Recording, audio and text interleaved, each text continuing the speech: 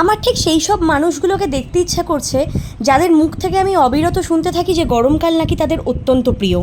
ভাই কোথায় তোমরা? আমি তো জাস্ট নিতে পারছি না।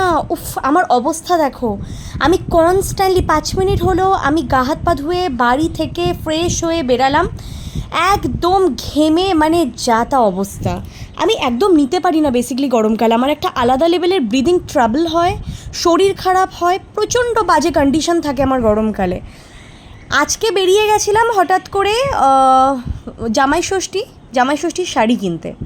সো আমার মা আর মাসি দুজনের জন্য জামাইষষ্ঠীর শাড়ি কেনার একটা আলাদা মজা আমার প্রত্যেক বছরই ভেতরে চলতে থাকে।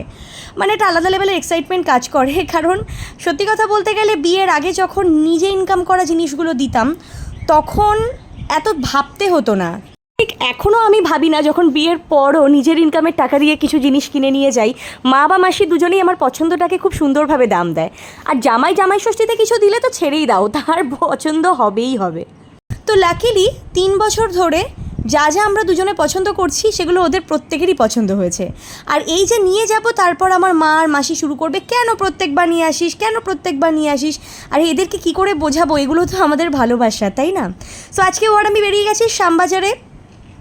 সত্যি কথা বলতে গেলে গরমে মানুষজনকে দেখছি আমি রাস্তায়, বলে না মেয়েদের শপিং সারা বছর লেগে থাকে।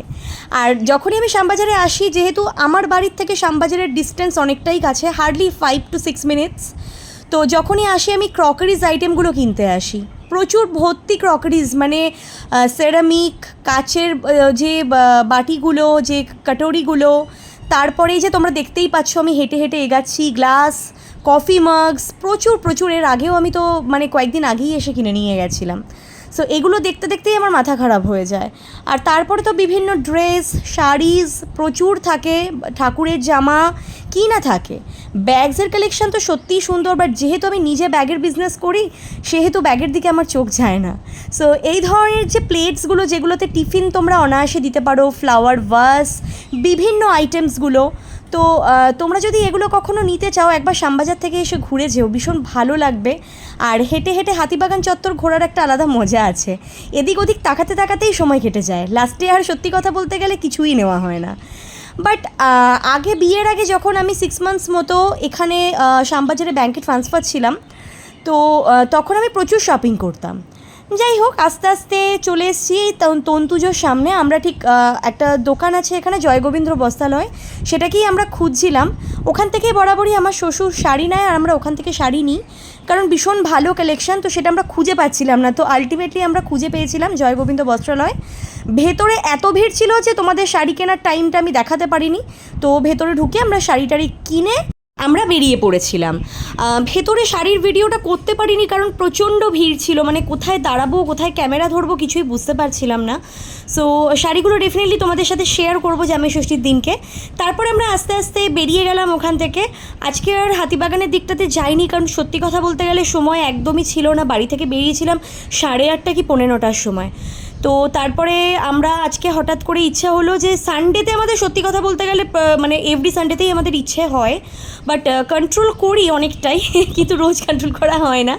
সো আজকে একটু বেনফিশ থেকে ভাবলাম যে একটু চিলি চিকেন নিয়ে নিই, আর ফ্রাইড রাইসটাও ওখান থেকে নিতাম। বাট অলরেডি আমাদের পাড়াতে একটা দাদার দোকান আছে, খুব সুন্দর ফ্রাইড রাইস বানায়, তো আমার হঠাৎ ইচ্ছা হলো আজকে একটু ওখান থেকে খাবো। সো 2টো ফ্রাইড রাইস আমরা অলরেডি অর্ডার দিয়ে এসেছিলাম। তো বাড়িতে আজকে আমি, আমার শ্বশুরমশাই আর আমার হাজব্যান্ড ছিলাম। সো আমাদের 3 জনের হয়ে গেছিলো মোটামুটি যা কোয়ান্টিটি ছিল। আর এই বেনফিশের সামনে দেখো, বেনফিশের সামনে সত্যি কথা বলতে গেলে যখনই আসি তখনই পাগলের মতো ভিড়। ভেতরে তো বসার জায়গাই পাওয়া যায় না কোনো সময়, আর ভেতরটা এত সুন্দর, পুরো ওপেন। গরমকালে একটু টাফ, কারণ ভেতরে যখন ওপেন থাকে তখন ডেফিনেটলি কোনো হাওয়ার বন্দোবস্ত থাকে না, আর গাছের পাতা না নড়লে তো দরদর করে ঘামতে হয়। বাট এভরি টাইম যখনই আমি বেনফিশে এসেছি, কোনোদিনও আমি দেখিনি যে বেনফিশ খালি রয়েছে। অল টাইম ভিড়, তোমরা দেখতেই পাচ্ছ এখানটাতে। বাইরে মানে টেকঅ্যাওয়ে কাউন্টারে তো ভিড় রয়েছে, এছাড়া ভেতরটাতে যে বসার যে সিটিং এরিয়াটা সেটাও প্রচণ্ড ভিড়। আমার এরকম খোলামেলা জায়গা খুব ভালো লাগে। আমি তোমাদেরকে আগেও শেয়ার করেছি যে আমার যদি ফিউচারে কখনো তোমাদের ভালোবাসায় প্রচুর টাকা পয়সা আমি ইনকাম করতে পারি, আমার যদি নিজস্ব ইনকামটা আরও ভালো হয়, তো সেক্ষেত্রে আমার ইচ্ছা ছিল একটা বুটিক ক্যাফে করার। সো সেটা আমি ইচ্ছা আছে একটু অন্য রকমভাবে সাজিয়ে গুছিয়ে করব। তার মধ্যে প্রচুর গাছপালা থাকবে। আর এই যে আমার পাশে মেয়েটি বসেছিল, সেও ব্লগ করছিল আমার মতোই। সো যাই হোক, তোমাদের সাথে ছোটোখাটো জিনিসগুলো শেয়ার করি। অ্যান্ড কিছুক্ষণ ওয়েট করার পরে এখান থেকে একটা চিলি চিকেন নেওয়ার পরে আস্তে আস্তে এই যে আমাদের গাড়ি দাঁড়িয়ে আছে ওখানটাতে, গাড়িটাকে পার্ক করা হয়েছিল বেনিফিশিয়াল উল্টো দিকে। সো তারপরে আমরা গাড়ি করে আস্তে আস্তে টুকটুক টুকটুক করতে করতে বাড়ি চলে গেলাম। আজকের মিনি ব্লগটা এখানেই শেষ করছি। তোমাদের কেমন লাগলো কেউ জানাতে ভুলো না।